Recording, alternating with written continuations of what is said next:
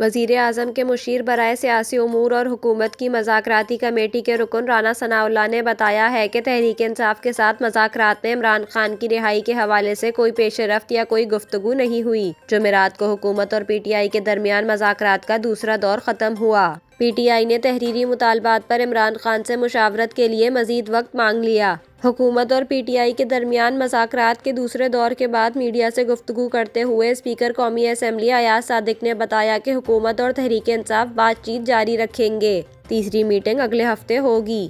بعد ازاں حکومت کی مذاکراتی کمیٹی کے رکن رانا ثناءاللہ نے بتایا کہ مذاکرات میں عمران خان کی رہائی کے حوالے سے کوئی پیش رفت یا کوئی گفتگو نہیں ہوئی۔ بانی پی ٹی آئی اپنی بات کو بڑھانے کے لیے کہہ رہے ہیں کہ مجھے آفر ہوئی ہے۔ وزیر اعظم کے مشیر برائے سیاسی امور رانا ثناءاللہ نے کہا کہ پی ٹی آئی کا اسٹیبلشمنٹ کے ساتھ کوئی بیک ڈور چینل نہیں کھلا ہوا۔ پہلے بھی انہیں کسی نے نہیں کہا تھا کہ 15 دنوں میں بانی پی ٹی آئی کو رہا کر دیا جائے گا۔ انہوں نے کہا کہ اسٹیبلشمنٹ کی طرف سے نہ ہمیں مذاکرات کا کہا گیا ہے نہ روکا گیا ہے۔ پی ٹی آئی مذاکراتی میز پر آئی ہے تو ہم اس کا خیر مقدم کرتے ہیں۔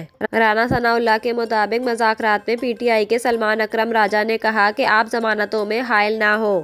ہم نے جواب دیا کہ اس پر قیادت سے مشاورت کے بعد بات ہو سکتی ہے۔ ان کا کہنا تھا کہ اگر آج پی ٹی آئی تحریری مطالبات پیش کر دیتی تو اگلے ہفتے کے اجلاس پہ ہم اس کا جواب دے دیتے کہ کیا ہو سکتا ہے اور کیا نہیں ہو سکتا۔